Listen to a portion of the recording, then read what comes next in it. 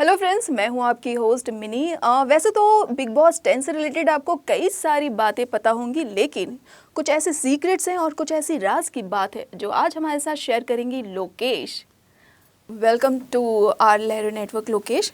Thank you. As a person कैसे हैं बाबा? बाबा थोड़े ढोंगे टाइप के भी हैं और कभी कभी थोड़े से ना मुझे वो सॉफ्ट भी लगते, कभी कभी थोड़े से वो ऐसे दिल के थोड़े नर्म भी लगते हैं, इतने बुरे भी नहीं लगते। डिपेंड ऑन हिज माइंड की। हाँ, क्या कब एक्चुअली आपको पता है ये हमारे सीजन में जो बाबा रखे ना, ये एक तरह से प्लस पॉइंट भी है। मैं बताती क्यों।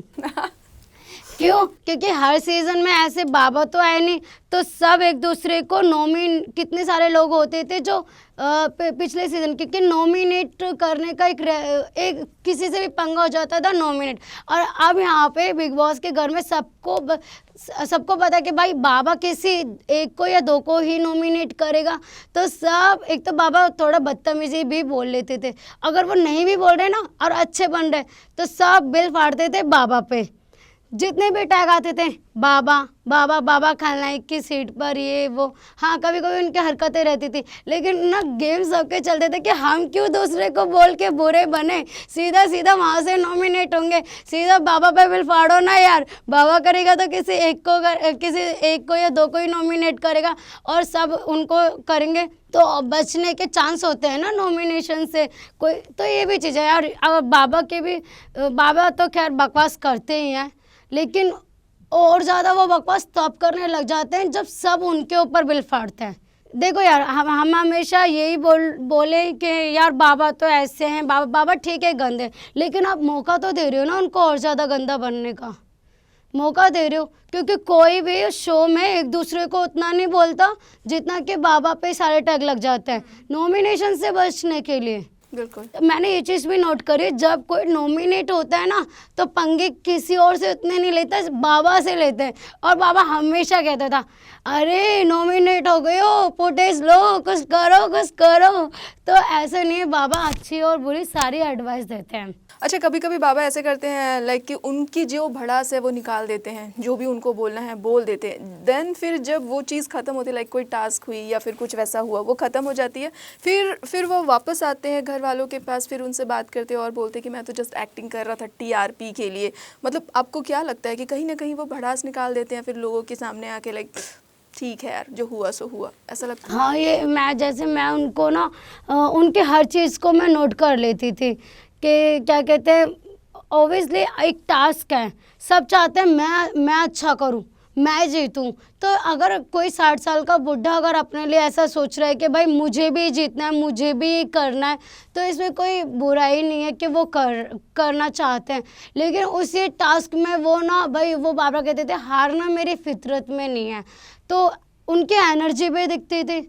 और लोगों की इतनी एनर्जी दिख नहीं रही है और एक 60 साल के आदमी में ये दिख रही है, तो ये चीज़ भी एक अच्छी है। हाँ, लेकिन जब और लोग उनसे इरिटेट हो जाते हैं, क्योंकि थोड़ा वो इरिटेट भी करते हैं। हाँ, जैसे कि हाँ, वो बोलते थे कि मैं अपने माइंड से मैं देख रहा हूँ, मेरा ये ज्ञान है, ये है, वो है, सब कुछ। तो वो कहीं ना कहीं एक लगता है कि कहीं ना कहीं वो फेकनेस है उनके अंदर, जो एक शो के लिए चाहिए ना, वो सब कुछ उनमें है और वो कर रहे हैं।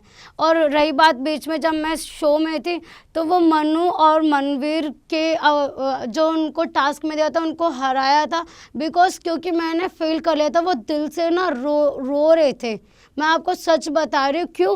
क्योंकि एक तो ये बाबा जो होते हैं ना, ये क्या कहते हैं, इनके थोड़ी जो एक कल्चर होता है लड़कियों के छोटे कपड़े और ये वो, जो कि उन्होंने बोल दिया था कि छोटे कपड़े का ये वो, तो भाई ऑब्वियसली आप ऐसे कैमरे में और टीवी पर या वैसे भी किसी लड़की के लिए इस तरह के कमेंट करोगे तो इसमें तो गुस्सा आएगा। हम सबको गुस्सा आता था कि आप किसी के कैरेक्टर पर, किसी के कपड़े पे इस तरह के कमेंट नहीं कर सकते, ये चीज़ें। तो वो उस पर उनको मनवीर मनुष्य को सुनाते थे, मैं भी बाबा को सुनाती थी। लेकिन उससे पहले एक बात बताऊँ, अगर वो नहीं, जब उन्होंने बोला था स्टार्टिंग में, जब बाबा खाना खाते थे तो वो कुछ थोड़ा ज़्यादा खाते थे, तो उनके खाने पे बार बार वो कमेंट करते थे टीला खा रहा है, टीला खा रहा है, टीला खा रहा है। वो औरों को, ऑडियंस को तो वो एक एंटरटेन लग रहा है, एंटरटेनमेंट हो रहा है लोगों के लिए। लेकिन भाई जिसको बार बार खाने के लिए टोका जा रहा है, एक बुड्ढा, ऑब्वियसली गुस्सा आएगा।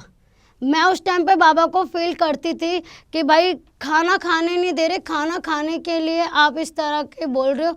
तो ये चीज़ उनको फिर गाली, साला, बुड्ढा, ठरकी, ये चीज़ें तो कोई भी मैं मानती हूँ वो तांत्रिक है, जो भी कैसे भी है।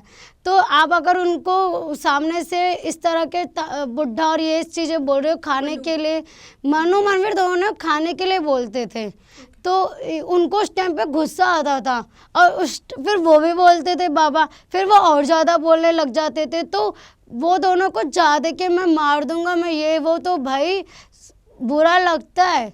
वो मैंने फील करा था कि वो दिल से रो रहे थे, वो बहुत ज़्यादा हर्ट थे मनु और मनवीर से, इसलिए टास्क में उन्होंने पूरी एनर्जी लगा दी उन्हें हराने के लिए। थैंक्स अ लॉट लोकेश कि आप यहाँ पे आई और बाबा से रिलेटेड हमें इतनी सारी बातें बताई। लोकेश ने हमें स्वामी ओम जी से रिलेटेड कई सारी बातें बताई हैं। आपको क्या लगता है कि लोकेश ने जितनी बातें बताई है उनमें सच्चाई है या फिर बाबा उससे भी ज़्यादा कर सकते हैं? अपने कमेंट के ज़रिए हमें बताएं और कीप वॉचिंग लहर नेटवर्क।